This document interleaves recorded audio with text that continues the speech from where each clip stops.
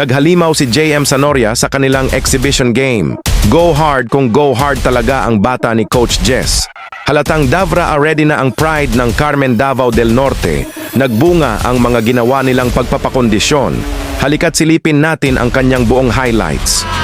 Pagbibigyan kita, kilala mo ba si Magda? Na aking kapabata ko na panong pagkabata kami laging magkasama, mga magkapabalsama. Kanyang hindi lumiliwanag ang paligid at pag siya'y dumada.